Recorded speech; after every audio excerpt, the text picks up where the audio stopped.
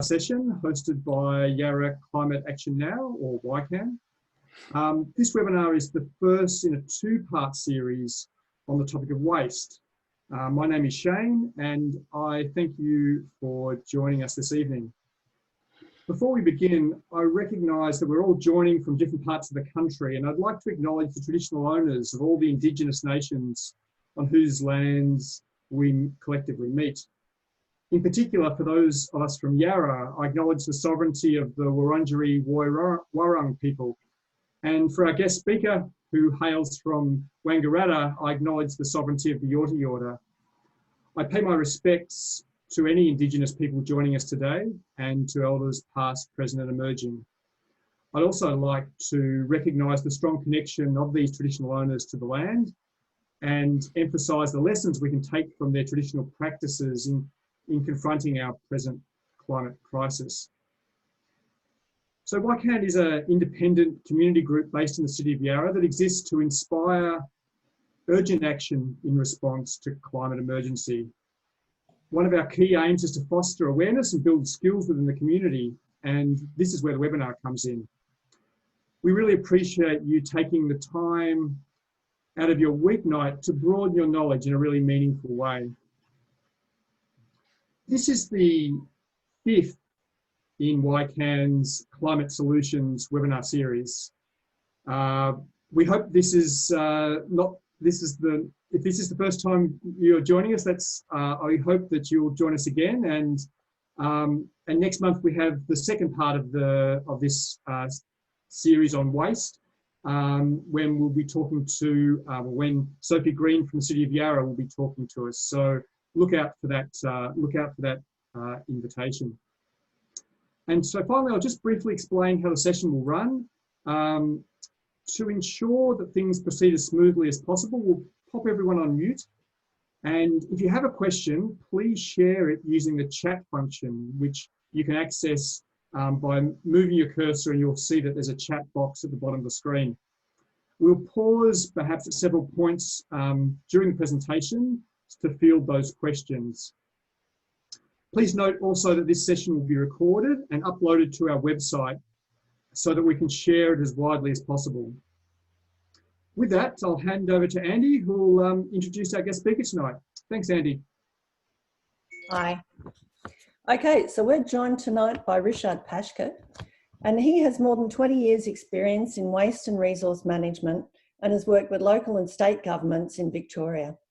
Currently working with MRA Consulting, he specialises in waste management, waste regulations, waste audits, organics, recycling, procurement and contract management. You can see that this is his thing. Richard has experience with landfill management, market analysis, environmental protection, licence regulation, reporting, and writing environmental waste management plans and improvement plans. He's worked with the EPA on contaminated land issues. He's also the co-founder of the Wangaratta Repair Cafe, and he's been actively promoting litter action and the Literati app in Victoria and Australia. He maintains the Literati Users of Australia Facebook page and has organised numerous litter cleanup actions. And so we'd like to welcome Richard to our YCAN seminar this evening. Over to you, Richard. Thank you, Andy. That was a very kind introduction. Thanks for YCAN to give me the opportunity to speak about the state of waste in Australia, and maybe a little introduction. I came to Australia in 1997, and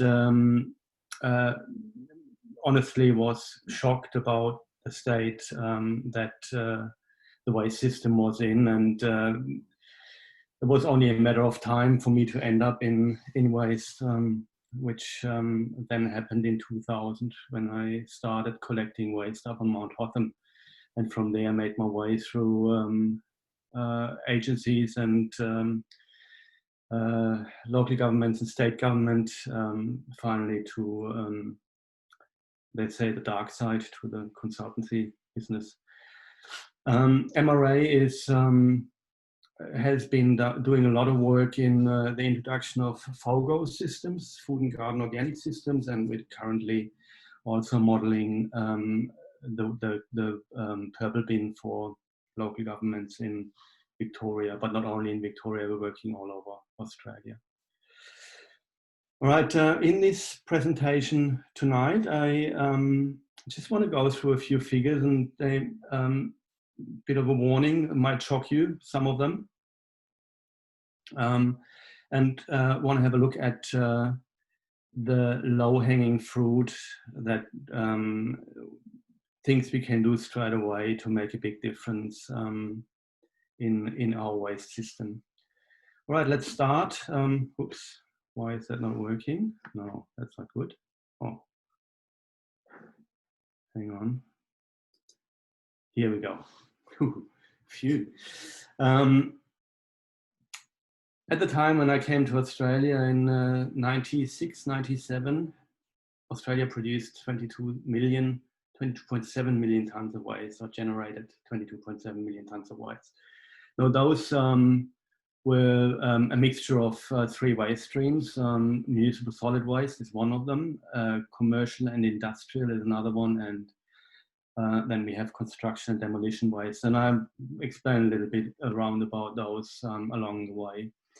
At the time, and you remember the time well, I believe, we had usually had some black plastic bins for the recycling and bundles of newspaper that went out on the road fortnightly or weekly. And we managed to recycle about 1.5 million tons, or 7% of the generated waste. Now, 20 years forward, 2016-17, generation is more than doubled to 54.5 million tons. We have improved with the recycling, got that up to 58% on average. This is not due to householders doing the right thing. It's mainly actually through construction demolition. It's partly due to that as well. Now, this is 2016-17. You all know that in 2018, we all of a sudden started having big problems with our recycling system. And Craig Rucastle screened the war on waste, broadcasted the war on waste, and we got a lot more aware of what's actually happening with our recycling, namely ending up at beaches in third world countries or in China. And when China closed the door, this is when the proverbial hit the fan here in Australia, and that's why we have action 2 years later. Now, you can see here that the same amount of waste still goes to landfill, a little bit more, as it went in 96, 97, around about 21 million tons. So let's have a look what we need to do. Now, don't worry about the years so much. The generation is still the same. It should probably be a little bit higher, but the new national waste target, and that results from the problems we had in 2018, is that by 2030, we shall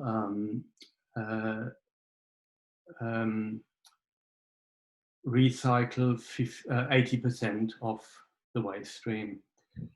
We also are supposed to reduce the waste to landfill by 50%. Now that's a fair bit of a challenge. Here's not here. That's this again from the National Waste Report. So one of the targets is 80% of resource recovery. Another one of the targets is half the amount of organic waste sent to landfill by 2030. Now let's have a look at this. If we look at waste generation over time, one thing is pretty obvious. It's not the population increase that led to more waste being produced. It's definitely that we have more money. I've got a little pen here. Can I do something with it? Hang on. Let me just see. Pen, laser. Green.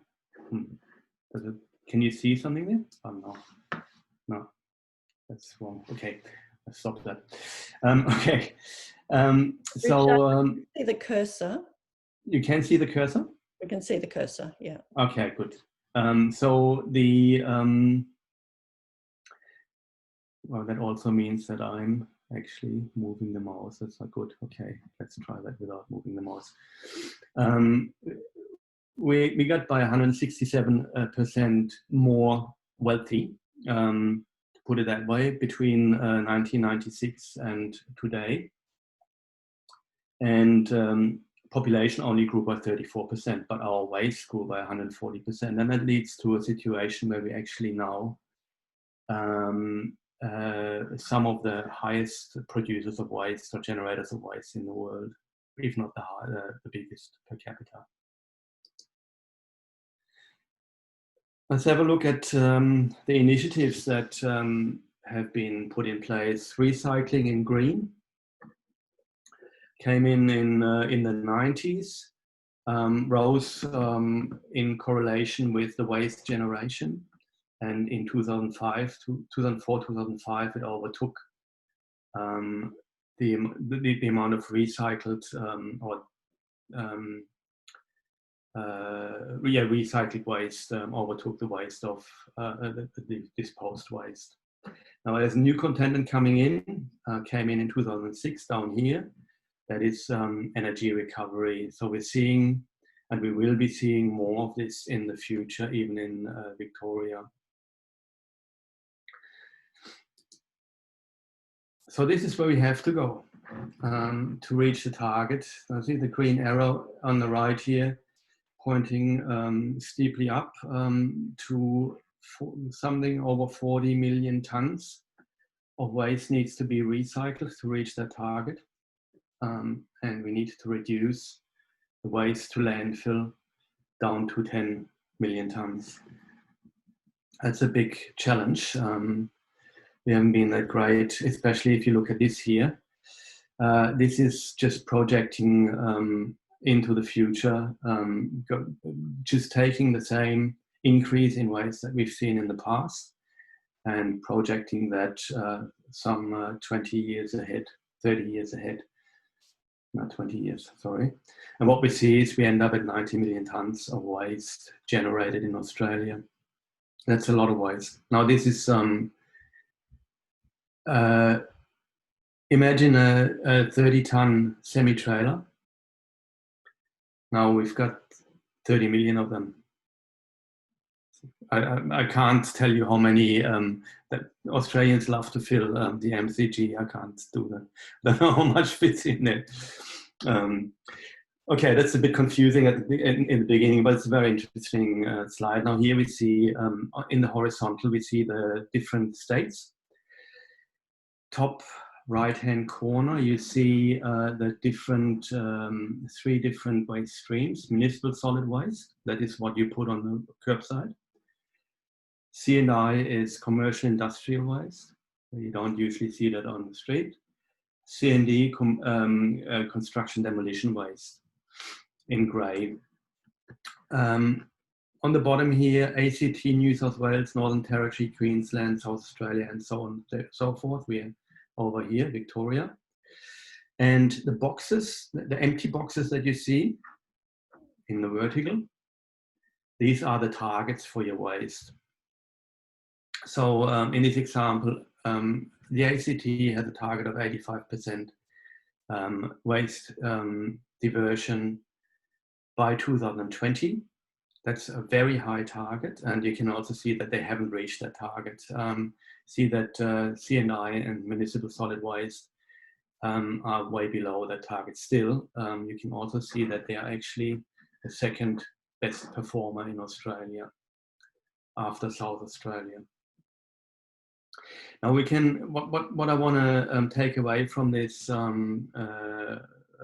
schematic is that where targets are set high, the results will be better.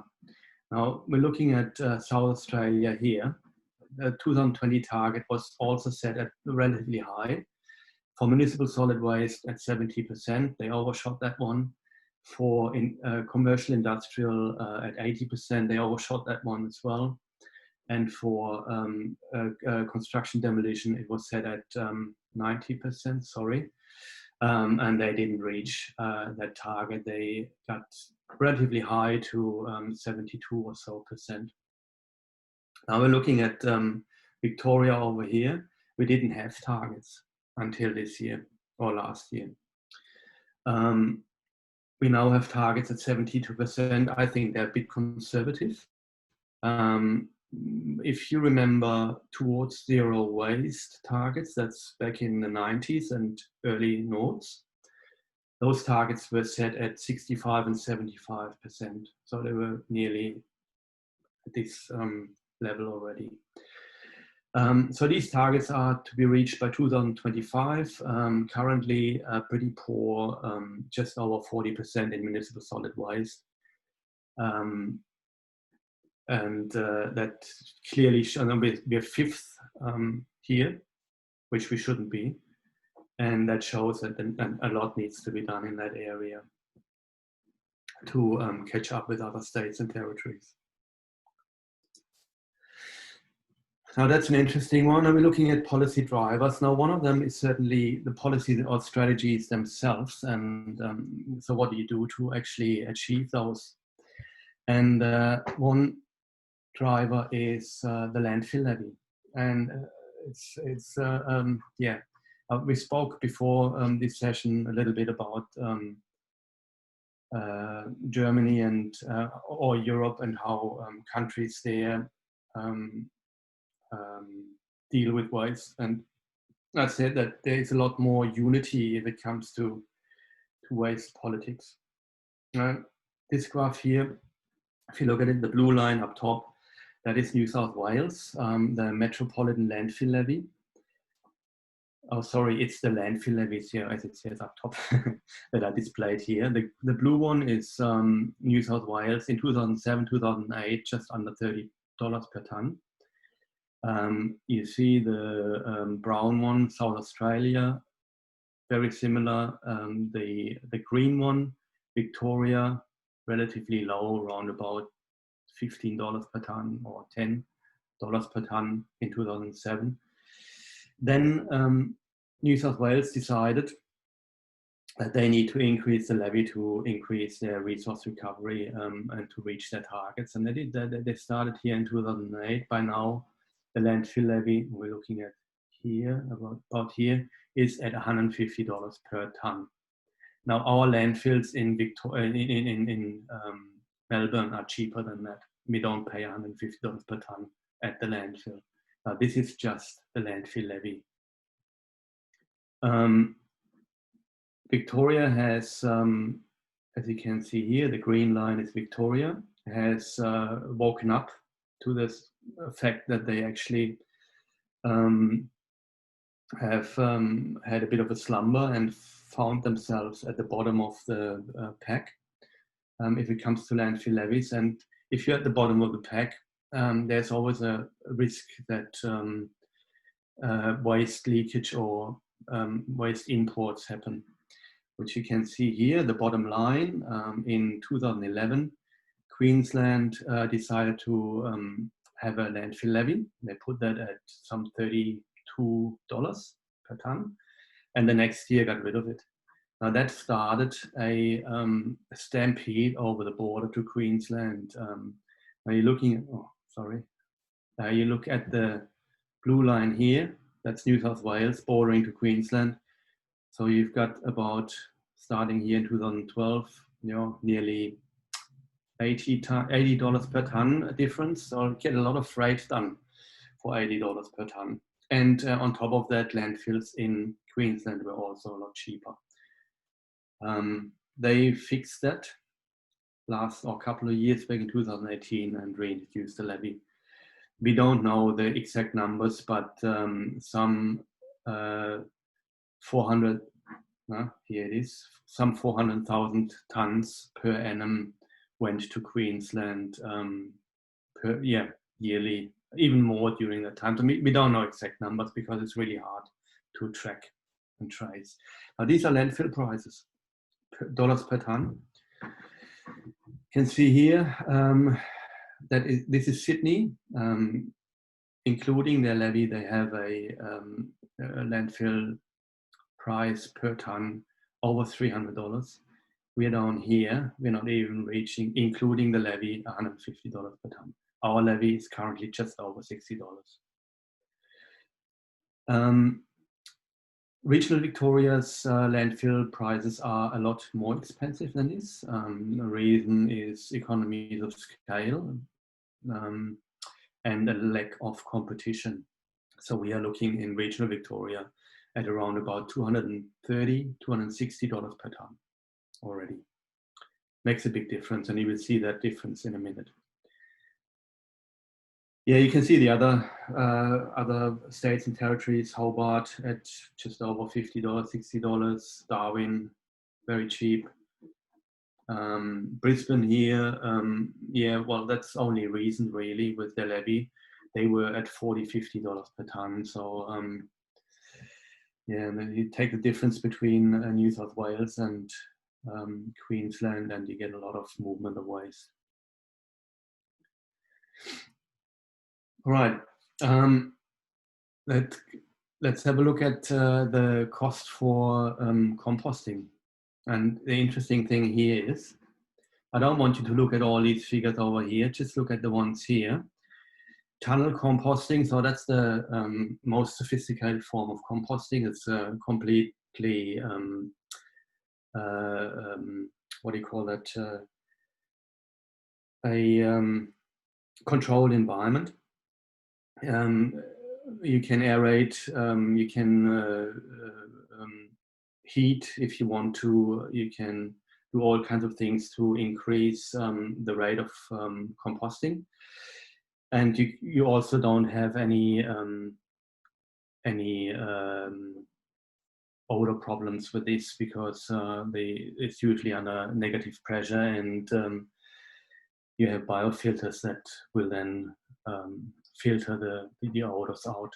But $160 to $125 per ton in composting fees. So looking back at the, let me just go back at landfill costs.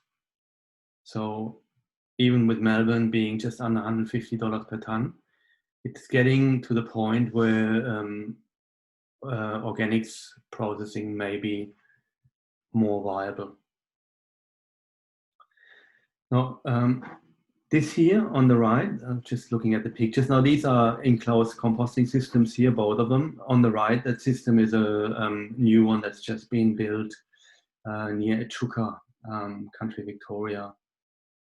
A very sophisticated system, big, huge tunnels, trucks back in, unload, bit of batching going on, and off it goes.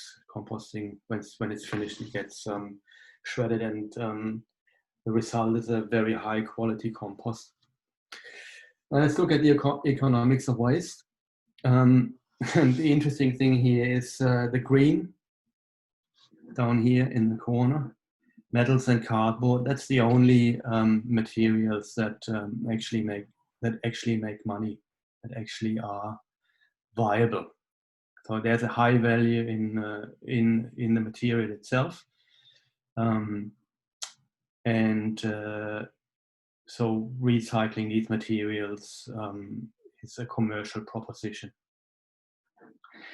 Now, that said, cardboard has been touted as an issue, and we exported a lot of cardboard, mainly what came out of our municipal solid waste bins. We do a lot of cardboard recycling here in Australia and in Victoria, but mainly cardboard that is post-industrial and not contaminated with glass. Now you see glass over here. Glass is not necessarily a great value proposition anymore. Now here you see diversion from landfill, and cost per ton goes up here. But the biggest fraction here, organics, food waste and manure, that's the one that we want to have a bit more of a look at. A lot of these ones on the right hand side that you see here that are very expensive are actually mandated. So we're not allowed to do, we've got a ban on e-waste to landfill. So that's going to be sorted out. Batteries and fluoro tubes are also e-wastes. Mattresses there's also a ban on mattresses to landfill, so they have to be recovered. Return food, that is packaged and needs to be depackaged. That's why it's so expensive to do something with that. Everything else, EPS is expanded polystyrene, so that's your styrofoam. Horrible stuff, should not be allowed. Plastic bags, the same thing. Cigarette butts, CDs, so very expensive propositions to recover and potentially not viable. However, we've also spoken about energy recovery before. If we continue to produce these kind of materials, then we might have to think about those kind of options. Let's have a look how our bin, the current waste stream to landfill actually looks. Of the 22 million tons we are still sending to landfill each year, we have 1.3 million tons of all kinds of things that are regulated at a relatively high cost. Now we've got e-waste again, tires banned to landfill. Plastic bags have been banned in shops, or certain plastic bags. Printer cartridges are e-waste. There are stewardship programs for some of these things. Others have simply been banned and are diverted at a relatively high cost. Now, on the other hand, we've got organics. Of these 22 million tons of waste, 10.5 tons, so nearly half, are organics. They create huge problems. They create methane, and that's obviously a greenhouse gas. They also create leachate, that's not mentioned here. That's a management issue for landfills, and that creates cost. Now it's about time that we do something about that. Looking at this from a perspective of your bin, so the potential, now let's say we don't do anything, we just have a red bin.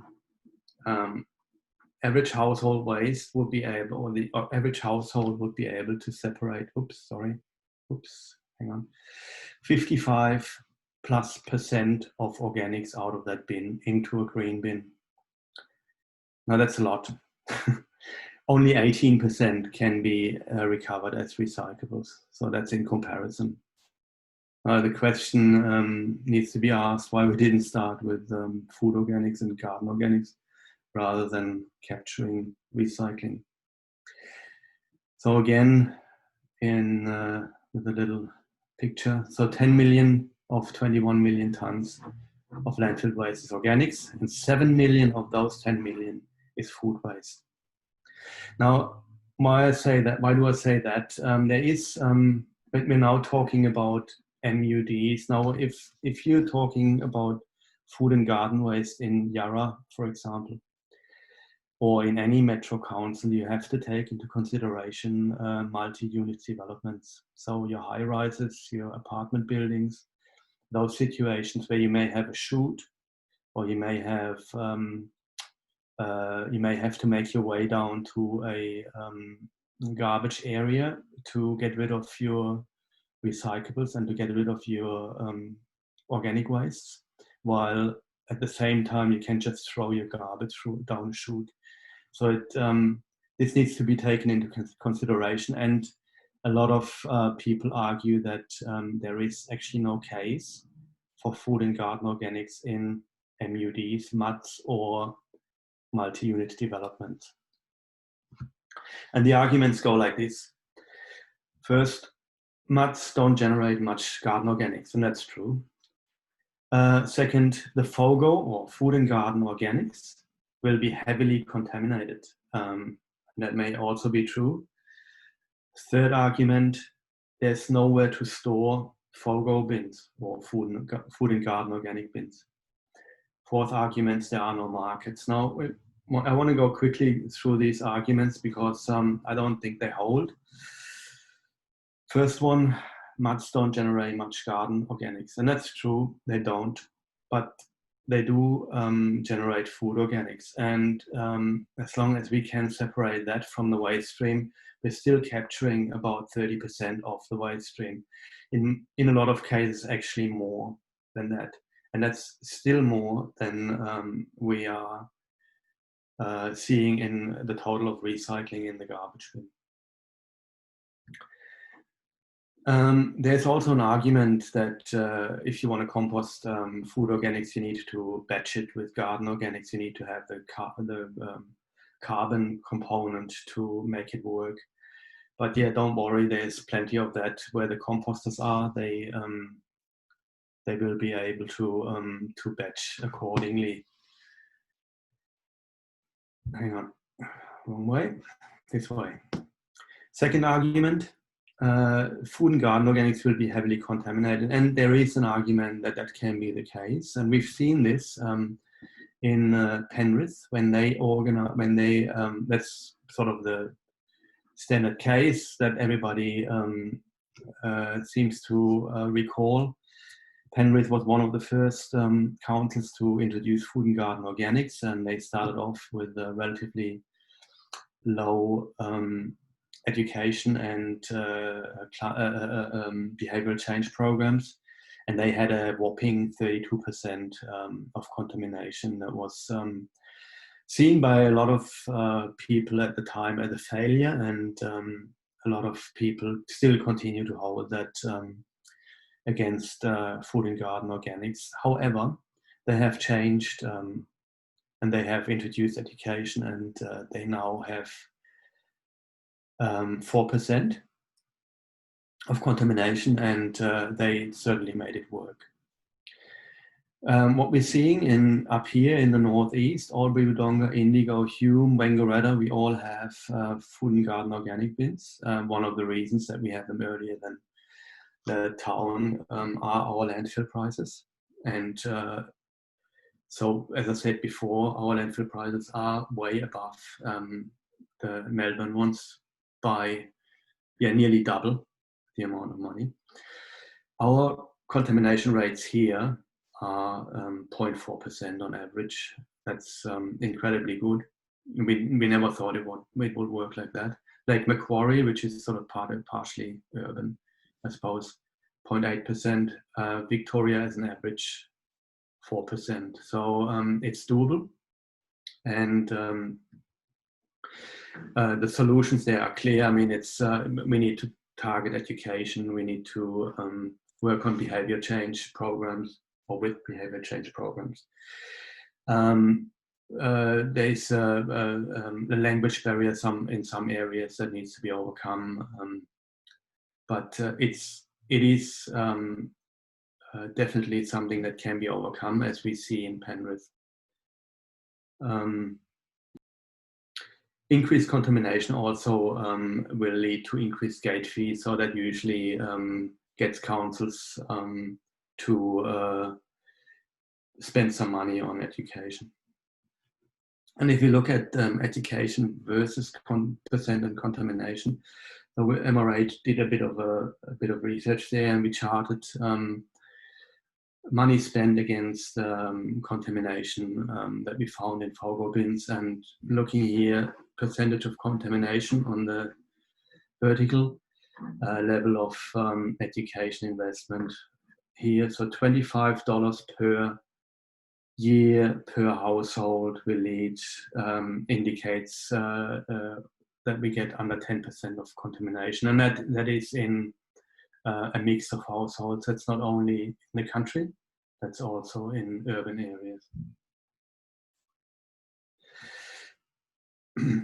Another one, nowhere to store. That was our third argument from the slide before, if you remember, nowhere to store the FOGO bin. Well, the argument is, if we take 50% out of the contents of the current red-lidded bin, then we can probably reduce the red-lidded bins by 50% and replace them with green-lidded bins.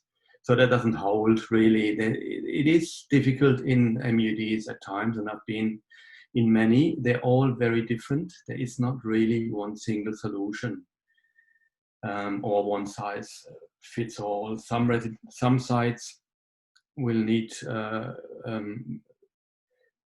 residents to put work in and carry the bags to the FOGO bins. Other sites can provide bins at each level. And that's currently done at a lot of sites with the recycling bin. And some can use chutes. Some have double chute, or two chutes. Others have a more sophisticated system where the chute, that's the more modern buildings, where the chute can actually decide whether it's organics coming down or waste, and they can accordingly direct the waste into the right container. Not very common though at the moment, but that's technology that's going to be more common in the future. And it's most likely also going to happen with recycling, where we have the same problems actually. It's not only organics that we have the problems with MUDs. Okay, next one. Oops, come on, here we go. Fact is that already plenty of multi-unit developments are doing food and garden organics and doing it successfully. There's a whole range, a wide range of solutions, and there's a wide range of performance as well. It really depends on how building management, how engaged building management is, and how engaged the council is, and how the council, how much, to what extent the council can engage the residents or the building management. But yeah, figures, so 42 councils in New South Wales are implementing FOGO, including Penrith and Randwick. In Victoria, we've got 5 metro councils currently, and by 2025 it's going to be 30. You know that with the circular economy paper and Recycling Victoria, that we are getting 4 bins. It's going to be a waste bin, a yellow lidded recycling bin that should not contain glass, and then we get a purple lidded glass bin, and we will get a green lidded food and garden organics bin. That's going to be mandated. 12 rural councils are currently, I think it's more than that by now actually, figures might be old. South Australia, 50 metro councils in Adelaide have FOGO, and that obviously includes MUDs as well, 2 rural councils there. In WA, we have 4 metro councils in Perth that do FOGO. Summary on this, I put it very short. It is possible. It takes some work, but it is possible, and certainly there will not be a one-size-fits-all solution, but I think it's well worth it. And what we found here when we introduced food and garden organics after the initial outcry, mainly about reducing the collection frequency for waste to fortnightly. After this initial outcry, people got very, very engaged, and they love the system. I personally used to compost. I don't compost anymore. It's much easier to chuck it in the green bin and to know that it's actually being composted here in Wangaratta. Yeah, so I think we don't have to go through those again. So we've pretty much determined that it is possible and it should be done. Now, cost is a big factor, and let's have a look at those. What you see here is a business case scenario that we are doing for local governments all over Australia, really. Not only for food and garden organics, but also for the introduction of the purple lidded bin, to determine what the potential costs will be for the introduction. Now we test a few scenarios. The scenarios are described down here. Business as usual, that is just a red lidded bin with and a recycling bin fortnightly. Then we have a scenario we call fortnightly go, or garden organics. So that's, oops, hang on, here we go. That is a weekly waste bin with a fortnightly recycling bin and a fortnightly garden organics bin. Not food organics, only garden organics. Scenario number 3 comes in A and B. A and B are separated by the provision of caddies or not. So kitchen caddies and liners. Do I have to explain those, or I can do that down the track? Anyway, so 3A is with caddies provided, and you can see that it's just slightly bit more expensive than 3B. But what it shows here is a weekly waste collection bin, fortnightly recycling, and a weekly food and garden organics bin. Caddies provided or caddies not provided actually makes a big difference in how the system will be maintained by householders. If we don't provide caddies after the first very successful year, usually we find or we see a drop-off of about 30% of participation because people just don't like the messiness. If we provide caddies and liners, we can get around that messiness and the yuck factor and have a much better rate in retaining. Okay, option 4. So here, the option 3, we still have a weekly waste collection. Option 4, still a weekly waste collection, but we have fortnightly forego and fortnightly recycling. Now that can be a problem, especially in summer and where it's really hot, because the food and garden organics obviously are pre-traceable and may smell. The favorite option here, option 5, is fortnightly garbage, alternating with recycling, and a weekly food and garden organics bin. Now what we see as a result, it is not the cheapest option, but the cheapest of the organics options, because we are reducing the movements of trucks by reducing the garbage collection. But what we also see is if we reduce garbage capacity, we find that people are separating more consciously. So if we're restricting garbage capacity, we find that we get better separation. And not only in food organics, audits have also shown that we get better performance in recycling, which is very interesting, by about 10%. So it's significant. Now we're looking at this one here at $147 with, let's talk about a Victorian scenario and the landfill levy going up to over $100 per ton. We will see that this one will be a lot more expensive than even this one here, this solution here. All right, let's look at the recovery rates that we can expect from a system like that. Again, we've got all 6 of these scenarios or options. The 3 options that offer food and garden organics are all modeled at 72% recycling rate. Now that would be awesome if we could get that in a place like Yarra, and I'll show you why a bit later.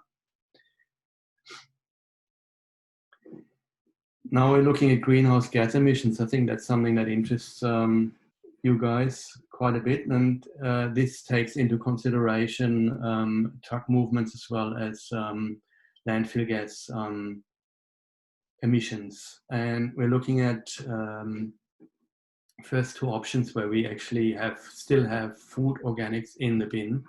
You see these 2 options, and we're adding another collection in this one here. So this other collection adds greenhouse gases rather than takes it away for the garden organics that we actually separated from here. But additional truck movements make a big difference. Now this one here at 5,270 tons of carbon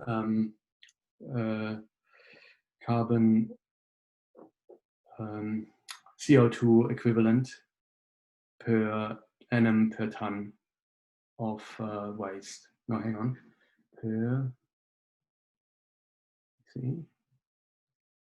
ton. Anyway, it's the lowest. Okay, now let's have a quick look at, I don't know if you know this website, Sustainability Victoria. Every now and then you might have a look at it, but have you actually seen that they have an interactive waste mapping option here? And I want to show you what this can do. So if you look on the Sustainability Victoria website for the data portal, you find this entry page. Now this is one of the pages if you go in there, and what we see here is I've highlighted all of Victoria, all of the councils there and regions, and we can see up here the total waste generation per annum, that's 2.23 million tons. The residual waste to landfill, 1.2 million tons. Garden organics only at 500,000 tons, or 460, I'm a bit too optimistic. Commingled recycling at 580,000 tons. You can see that over time as well. So from the green one here, organics coming along, slowly. Recycling here, the red bin. There was a little bit of a dint when recycling came in, but then it starts rising again. And that's the total waste generation here, trustily increasing year by year. Now let's have a look what happens if you introduce food and garden organics. This is Wodonga. Wodonga introduced food and garden organics in 2015 together with other councils in the Northeast region, and together with Albury, Indigo, and a few other councils around there. What they did, when you look, they had a voluntary garden waste collection beforehand, and we're already collecting some 3,500 tons per annum. With the introduction, that shot up to 7,000, around about, yeah, I think 7,200 tons, because it's at the same level as today, within this year. So that's just simply by introducing this collection together with a good educational package, by the way, that was put together by MRA as well. What does that mean for the total waste generation, or not waste generation, but diversion? So we've got 15.8 million kilotons, so 15,800 tons per annum that are generated. 4,700 go to landfill, 7,200 are composted. We now have these two put together a diversion rate of 73%. So remember, the average rate in Victoria is just about 40%. 73% of diversion just by introducing the food and garden organic bin. Now, by the way, I've actually led this audit in the Northeast, and on average, so in the Northeast, three of 7 councils are giving the option of a food and gardens collection service to their residents, and 4 of 7. And the average reduction in those 4 councils together is 53% of the waste bin has been moved to organics. Now there's another additional benefit of this, because people all of a sudden start realizing that their bin is not filling up, and they start wondering what's left, and they start separating foils.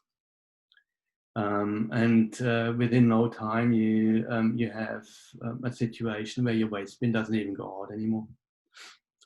If you're not a household that has small children and uses single-use nappies. Now have a look at Yarra. That's you guys down here. Currently now, compared to here, that's 10,000 tons. Now we are looking at 500 tons here. That's your current green garden waste collection, 500 tons, or not even. 25,000 tons of waste generation. So if we look at your rate of diversion, that'll be 9, 7, 25. So it's 38% of diversion. If you get up to 60%, this one here would show a 5,000. You know, and that's possible. So we're looking at this graph down here. So where you have 500, you would have the 5K here. So that's significant, and that can be done, and it should be able to be done in within the year of the introduction of such a bin. And I'm actually glad that Sophie is going to speak next week, or I don't know if she is going to speak next week, but sometime down the track, because I'm sure that there are already plans in place on how that's going to happen and how it's going to be introduced. So lessons are, organics are the low-hanging fruit. This is where you can make a huge difference to your resource recovery rate. You can make a huge difference to your greenhouse emissions.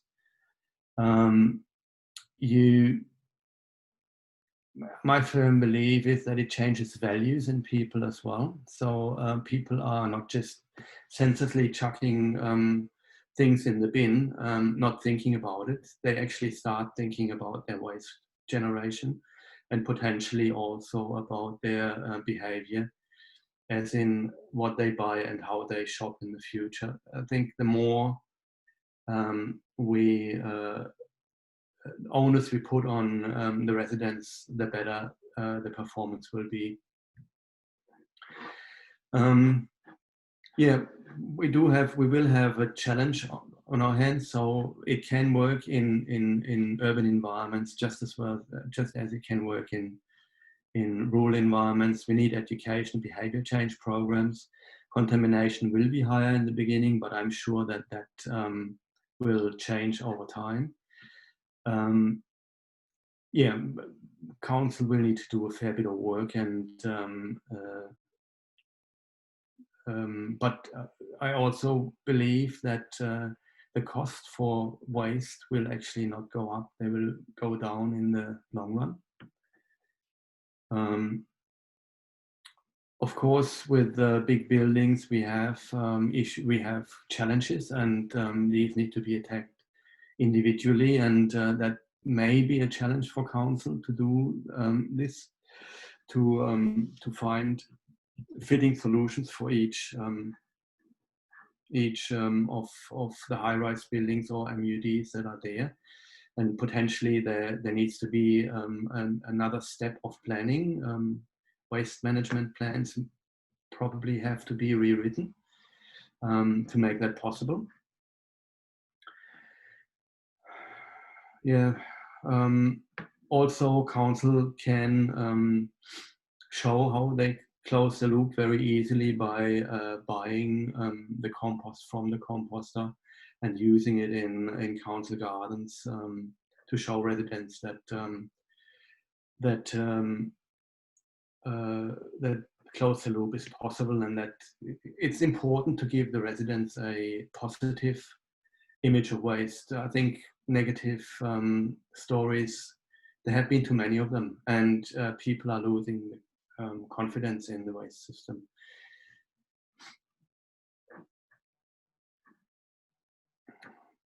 Yeah, and the options obviously need to be analyzed. We need to have a good look at business cases, and that's a bit that on that note.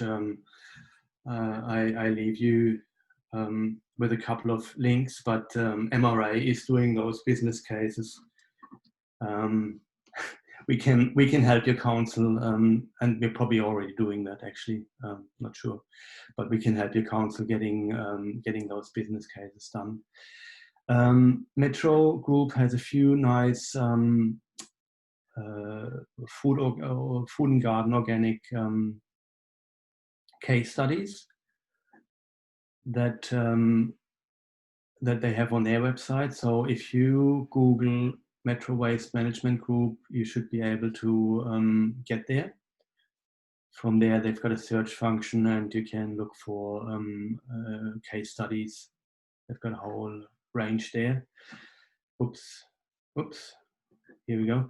And here's again the Sustainability Victoria data portal,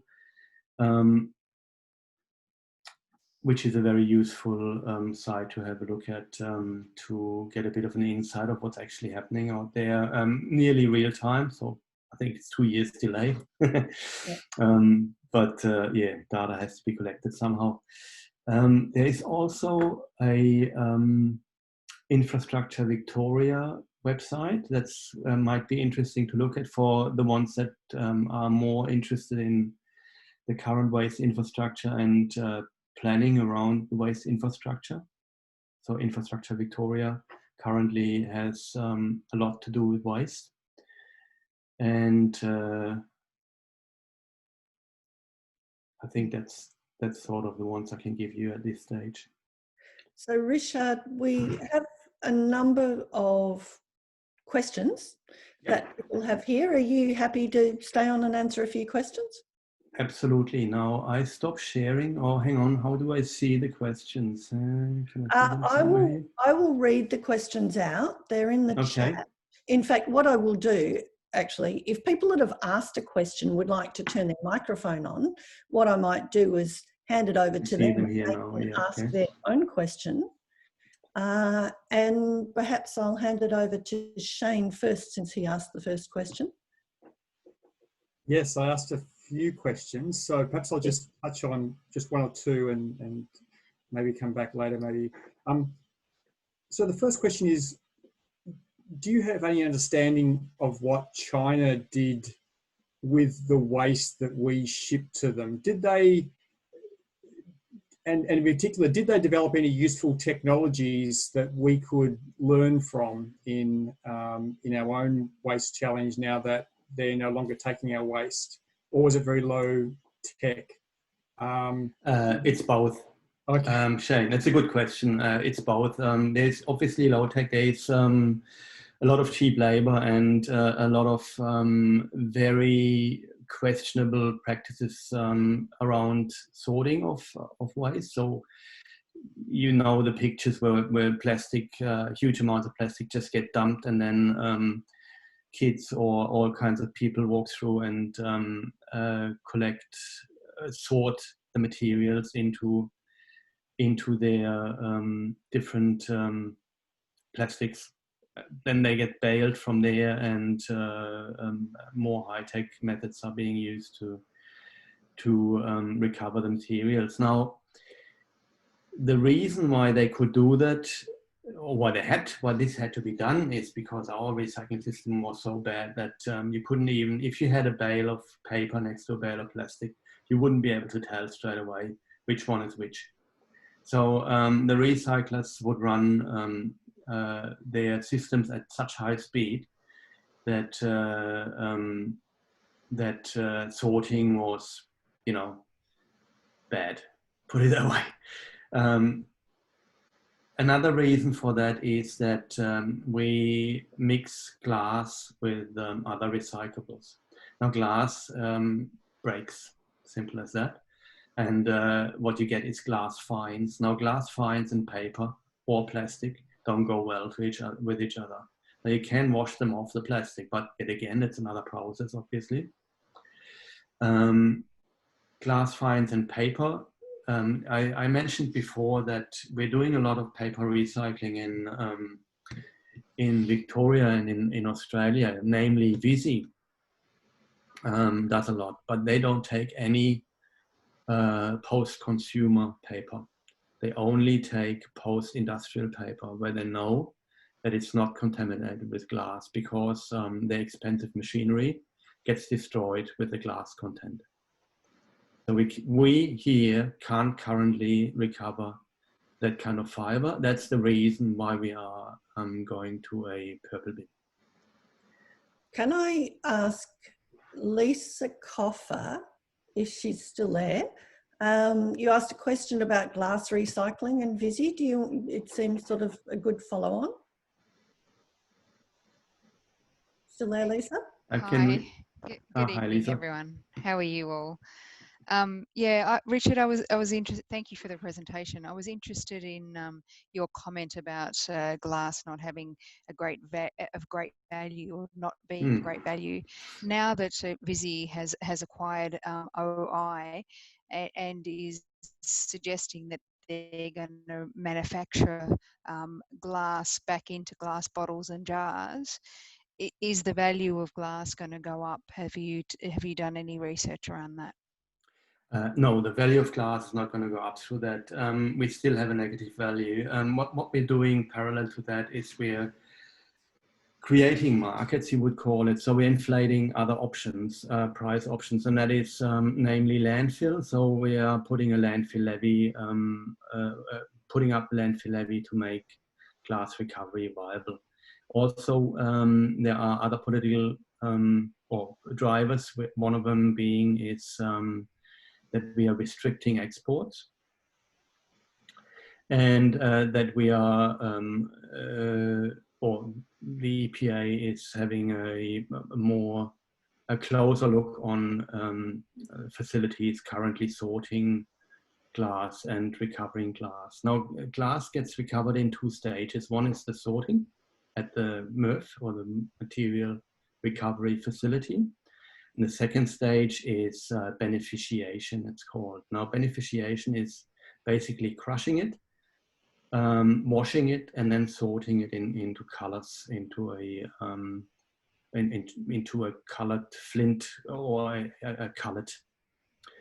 From there, it then gets, as a clean and color sorted product, then gets made into new bottles. Now, that's a lot of effort that needs to be put in there. The gate fees are currently, let me think, at the MRF, at the material recovery facility for commingled recycling, they're between $80 and $180 per ton. That is just for the recyclables to go there and be sorted. And the gate fees from the MRF to a beneficiation facility. Hey, we've got two. Sorry, I gotta go a step back. There's two ways of how we can deal with glass. One is the one that you said before, OI, or Owens International, Illinois, being owned by Visi and making new bottles out of glass. It's one way. The other way is putting it into road base. That's a very popular way at the moment. So we're actually tending to put everything into road base currently. Everything that we can't handle in other ways gets chucked into roads. I don't think that's a solution, really. So that's just me talking. But it's what you call downcycling. From there, it won't be recyclable anymore. Now, making bottles into bottles makes sense. However, to do that, the cost for that will be, I think the gate fees are planned to be around about $110 per ton for glass, dirty glass, colored, going into a beneficiation facility. And then it still needs to be smelted into, or go in the furnace and new glass being made. My personal opinion is, and I uttered that before, we should build better bottles and reuse them. That's what the solution should be. Shane, do you want to ask your question about responsibility for waste, or do you want me to read that? Which one was that? Sorry. I'll read it then. Yes. Who has the responsibility for waste? Are the strategies set at local, state or federal level? That's a very good question. It's on all levels. Local government is getting a new level of responsibility. So it's been a very well, it's been irritating really for local government, for everyone really, how this was handled. In the past, local government didn't have to actually deal with your waste. That's not, you know, it wasn't legislated as such. It will now be. You might have heard of the new waste authority coming online within the next few years. Currently, the state government is looking at input from industry and I think also from residents. Let me just think, where is that? Engage Victoria. Google that, Engage Victoria. You might be able to read about the new structures that are coming up, and you might be able to give your 2 cents worth, put your 2 cents worth in as well. So yeah, it's a shared responsibility. There's obviously some responsibility that the federal government has, but so yeah, we're seeing that in stewardship programs that are federally organized, like your computer and television stewardship program. There is a, most people don't know about this, other mandated stewardship program for CFCs, or yeah, that's called, I think it's called ARC. I'm not sure about that one. There are a few programs that are federally organized, and then there are programs that the state organizes, or the state takes responsibility for. A lot of these questions that you have, a lot of the information that you need to answer that question is on that Engage Victoria website, actually. So have a look at that and how Victoria is going to organize, or trying to get more efficiency in the waste in their waste system, and get more buy-in from residents, and get more get the industry to take more responsibility as well. We've just put that link up in the chat. Have you? Yeah. Good. Well done. Yeah, that's okay. And I think the option 5 with the only the food organics, green organics bin being weekly, I think that's what City of Yarra is working towards rolling out, which is good. And you can see in your modelling that it looks like it's about the same cost as what we currently have with our waste bin collection. Andy, I don't know if you, I'm not sure if you mind. No, you're the expert. You talk. Sorry. So Lisa from the City of Yarra. Hi, Lisa. Hi. Yes, that's absolutely what we're working towards. So it will end up being the 4 streams: recycling fortnightly with glass, which will be coming into place in November, with the rubbish being fortnightly, and the FOGO, food and green, being weekly. And so for us, the reason why that has been postponed is really a budgetary reason, and that's about putting that extra 6 to 8 trucks on the street and the logistics of that, from a budgetary point of view. But yeah, but council have committed to that coming in next financial year. Great. Good. And Lisa, you asked a question about the market for compost. Yes, I suppose from an industry point of view, I've heard lots of different things around the market, and that some people say that there's a great market that's very established, and some people say that there isn't one, particularly for low grade compost. And if again, one of my questions was about the contamination level of some of that you're involved in. You know, can you speak a little bit about that for us? Yeah, so what we're seeing is that, and you pretty much answered the question yourself, if we have contaminated compost, we won't be able to sell it, bring it to the market. And there shouldn't be a market for low-grade and contaminated compost. If you reapply compost every year onto a commercial field, and you will get a buildup of contaminants if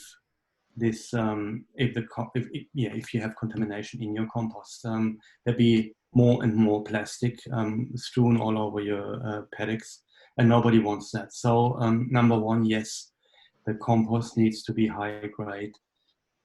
And composters are charging gate fees according to contamination rates. So we see highly inflated gate fees for contamination over 10%. Well, not highly inflated, but you know, it's got to be worthwhile for the composter to reduce the contamination to an acceptable level. And that has to be done by hand usually. So it costs money. So yeah, fair enough. But there is a market for high-grade compost, for good quality compost. I mean, we don't. It's a matter of price point, really. Can we, if we bring this material out onto these low carbon soils that we have in Australia, it can only be good, really. I mean, we have carbon starved soils all over the place. So in New South Wales, when I was up there in the 90s, we had this big storm where everything turned red, and the sort of news was that half an inch of the topsoil of all of Western New South Wales got basically blown into Sydney and out into onto the Tasman. So yeah, we get these weather events, and we get a lot of the topsoil taken away. And I think if we can improve the soil conditions here, we can improve agriculture. It's just a matter of price and education as well, behavior change for changed manage. I don't know. I'm not an agriculturalist, but yeah, I'm sure that that the markets are there, and we've actually done some work around that. I haven't got the slides here, but there's work has been done, and it's, yeah, markets are there. It's a matter of price. Richard, I'll try and wrap up the questions. I'm going to read out a question from Angela because she's left, but I thought it might be a nice way to sort of sum up the talk. She said, does any European country or city operate a mandated 4 to 5 bin scheme? I'm thinking, well, I know anecdotally of stories of people talking about walking along the street and seeing 22 bins in, you know, different locations. Do you want to address that? Because that might be like your lifespan, I suppose, going from Europe to Australia. This could be what we might be looking at in the future. Well, there are all kinds of systems. You look to Japan, where they have those 20 bins, but you look at their consumption habits, and everything is triple wrapped in plastic and all different plastics. So yeah, well, they produce an awful lot of plastic and they try to recover it. A lot of it actually for waste to energy as well. But yeah, that's where you get 20 bins. I don't think Australia is as disciplined as that to be able to do that. In Germany, what they do there, we do have reusable glass containers. So we've got plastic crates with glass bottles in them for everything. So whether that is water, mineral water, beer, wine, whatever you buy, you can buy that in those crates. And you put those bottles back in the crate and return them to the shop. You get a voucher for your new crate, so the crates are always free. You only pay for the content. And that's a kind of a system that that makes a lot of sense. Additional to that, we have glass containers at every car park. Wherever there's a car park, a public car park, there'll be a glass container. So if you got glass in your car, you chuck it there, color sorted into that glass container. Now that takes glass out of the equation, makes recycling very easy to handle, and reduces contamination of the other recycling. So it's similar to what we're doing here with a purple bin, only that it's in the responsibility of the resident to get rid of that glass. So I'm not talking about your normal glass bottle, because a normal glass bottle is worth about 50 cents. So you definitely return that one. Your crate is worth about $10 to $15, I believe, something like that. So altogether, you get 24 bottles, $12, another $10 for the crate, or $15 for the crate, and you have your $35 worth of return. So that's definitely going to be returned. From there, it gets washed red laser checked, washed, refilled, and bottles that have done too many rounds and are worn out go into a recycling stream. Bottles do 10 to 15 rounds, and the washing water gets recycled as well. Any big brewery or filling facility has their own bottle washing facility. Bottles are usually also standardized. So beer bottles are standardized. There's not many that have different bottles, and the ones that have different bottles make them so different that that you will return them within the right crate. Put it that way, you sort them in the right manner. You know, that's sort of the Grolsch or something like that. Mm. Okay, thank you very much for that, Richard. I think that was an invaluable presentation for us, because suddenly I understand why people are talking about recycling food organics, green organics, say, rather than glass or rather than plastics, and you know, the difficulties of dealing with all of those things. Of course, it's all a long journey, and we've got to start with the low-hanging fruit and hopefully get there on the rest of it and start reusing as well. And I'm just thinking, you haven't even talked about literati or repair cafes, but we're probably running out of time. But I can do that another time. Yeah, I did really want to say thank you too for putting the multi-unit developments into the presentation, because that's probably the trickiest side of it all for an inner city municipality, and certainly something that we need to look at further. That's Lisa's job. Yeah, yeah. Now I'll hand back to Shane for a bit of publicity about our upcoming events. Yes, thanks, Andy. Look, yes, so thanks everyone for attending this evening. It's been really appreciated, and I hope you got a lot out of this. I know that I did. And next month we have Sophie Green from the City of Yarra taking us one step further on this journey in relation to waste, and will be giving us the local perspective on waste, in particular, noting that, of course, as was flagged by Lisa earlier, there will be this rollout of this additional bin in November this year. So that's going to be to give us the load. So Sophie will give us a lowdown on that. So I hope everyone can join us next month to hear Sophie give us a discussion and run through about how that was all going to work, and other questions on waste in the City of Yarra. So as I said, I hope you can all join us then. And yeah, good evening. Thank you.